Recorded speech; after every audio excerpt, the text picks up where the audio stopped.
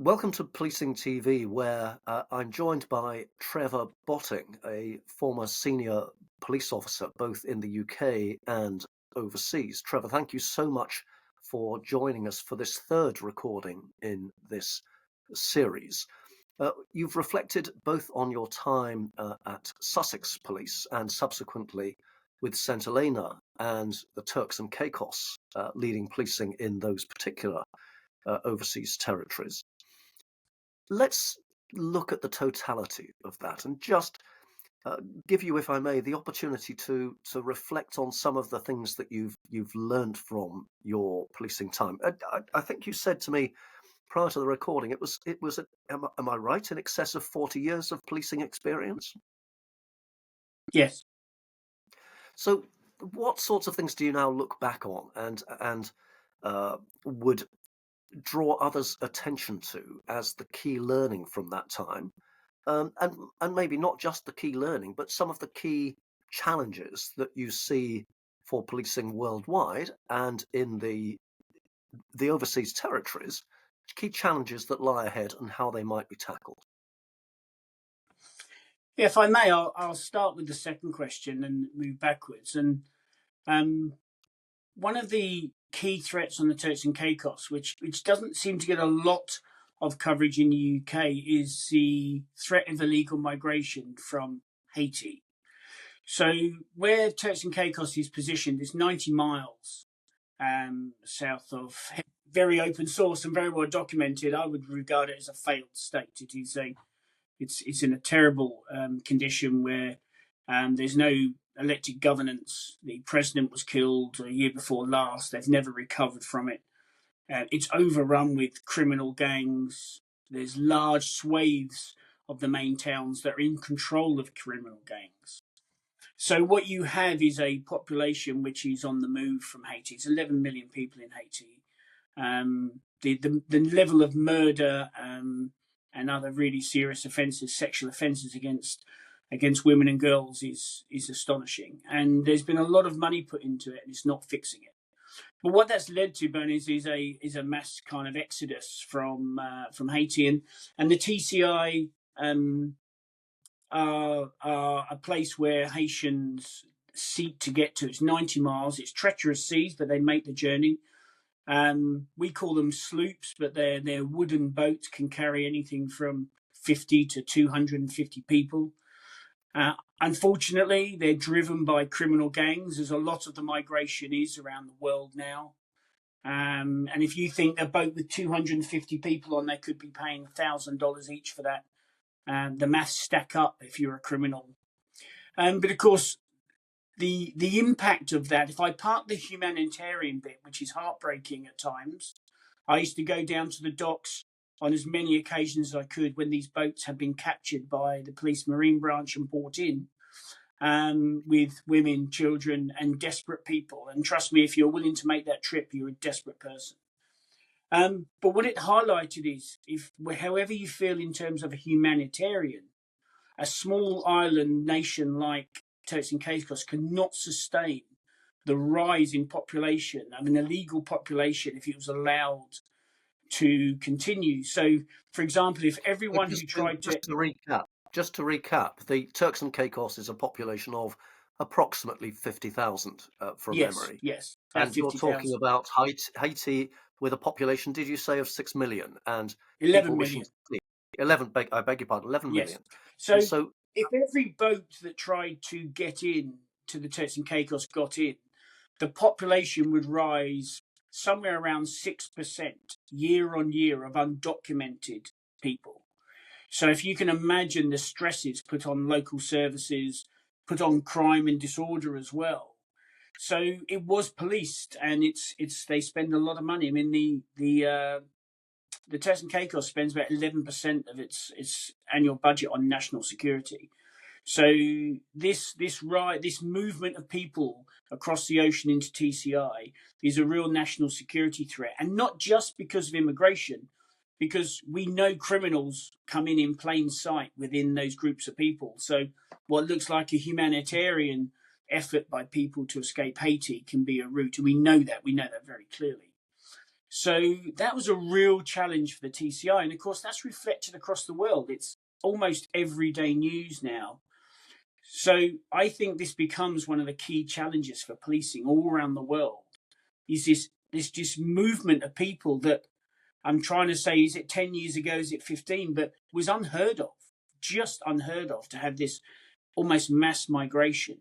And it's, if you do research, it's all over the globe, with people from Ethiopia going in through Yemen trying to get into the Middle East. And so I think that's a real challenge for policing and for society, and it will be for years to come. And people just have to see some of the challenges in the UK. I mean, you park the humanitarian side for a second, and my heart breaks for a good chunk of these people who are trying to make a better life. But unfortunately, what you will do is the people who are really profiting is the criminal gangs. So that is, I see, as a real kind of the real challenge for policing. And then alongside that comes the budgetary side, of course, and it always will do. There will never be enough. I mean, 11% of a budget on national security is quite a lot. But that's, the TCI is facing a rising serious crime, which is all across the region, fueled by drugs and the proliferation of firearms. But it's also facing that migration threat, which is it's every night. I mean, it's every night that the battle is out there to try and detect these boats coming in. And that's all part of organised crime. The same people that will smuggle people into TCI are smuggling guns and drugs. And that's that multi-commodity. So I think that's fundamentally one of a key national security issue for just about every country. And I guess you and your colleagues from the overseas territories, Crown dependencies, and across the Caribbean, many were equally seeing that challenge. What solutions, if any, did you and your colleagues come up with, and to what extent have you and colleagues been able to enact them, or have been frustrated perhaps in trying to put those approaches into place? I think I was going to go on to link that to the key learning, and the key learning's partnership, particularly for a small island state. Turks and Caicos is an archipelago of 40 islands with 8 inhabitants. So trying to protect a border is astonishingly hard. So the partnerships we built in terms of the migration were less about the other territories because we are so far apart. But we've built relationships with the US Coast Guard and all of the other law enforcement agencies, the Customs and Border Protection. So we have very strong relationships with those. In fact, we share assets. We have assets from the US that are forward positioned onto the TCI. We have a legal agreement with the Bahamas Defence Force, who are 30 miles away at our closest point. So we put our staff onto their boats when they're operating in our waters. So we've built, over the last 4 years, I'm very proud of the networks we've built, because they're not just partnerships where we get along and share information or share ideas. We have got partnerships where we have people operating on our territory, in our waters, and we do the same where we can. So the Americans provide air support for us, who are operating between TCI and Haiti to detect these boats coming in. They have ships out. Of course, they have an interest in this because there's also quite a big drive from people from Haiti to try and get into the United States, again, well documented. And also from people from Cuba doing the same.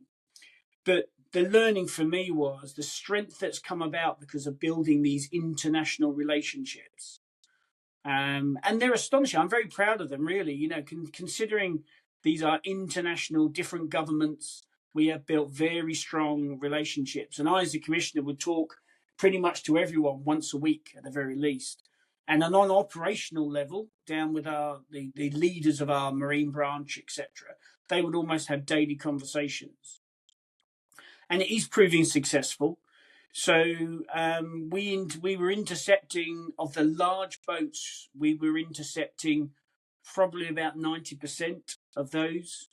Now, that does end up in a cost because they're repatriated back to Haiti, etc., etc. But it was that partnership. And it's in the press this week in TCI. You know, the Canadians are now forward positioning people down in our intelligence department, working with our border force, a newly formed border force on the TCI. So they combined immigration and customs. That's just been launched. So it's baby steps at the minute, but that's going to turn that into a much more cohesive border protection agency. So there's real positives at the minute, but it's come about through this building of international relationships, which we cement twice a year with, I don't want to call them conferences because that sounds like talking shops, but they're North Region security meetings. So there's a huge amount of work being done internationally by the Governor's Office on TCI as well and others, which has really brought different agencies together. And we use that expression that we're better together, but we absolutely are, because we're sharing resources towards a shared problem. So you've now retired from policing. Are you missing it? Yes. I took some advice. I decided to at the end of my contract, I thought, well, it's time for a change for me, and I think it's a time for a change from the force as well. I mean, I could have stayed, and I would have been happy to stay, but I also think as a leader, there is a time to just step back and having fresh eyes come in, and I think that's really important. But it's also important for yourself. 41 years since I joined Sussex. So I took some advice and I had a break. I've been back to Saint Helena and seen some friends there. And I've had a quiet Christmas. I'm not enjoying the weather particularly, which is why I wish I was back there. But so The weather, I I don't should know say, what. the weather I should say here in the UK is um, pretty cold. It's sort of Yes, hovering around the freezing point for it is. many Yeah, across the I'm UK. not quite used to it. I had my first Christmas in the UK for I think 10 years. So yeah, I don't know what's next. I sway from doing another job to trying to. I would like to give the benefit of the experience that I've had, which is I feel very blessed to have had the experience I've had. I feel very privileged. I've worked hard, but I certainly have a lot to look back on and reflect. And I didn't get everything right. Of course, no one ever does, but I've got a lot to offer in terms of policing overseas. Um, on the other hand, I am quite enjoying the freedom to catch up with family and friends who I haven't seen for a long time. And if the weather is warmer, I'll be in the hills with my walking boots on. So I'm not sure what's next, but I'm going to take the time out to reflect and see what's out there. To be honest, I have swayed towards doing something completely different and perhaps trying to translate the experience I've got into doing something else. Well, Trevor, whatever lies ahead for you, may I take this opportunity to wish you all the very best in that. Also to thank you for your 41 years of service, not just here in the UK as we're recording this, but also very much overseas as well. So, Trevor Botting, Saint Helena and in the Turks and Caicos Islands, thank you so much for your time here with Policing TV. My pleasure. Thank you. Thank you very much for the invitation. Thank you.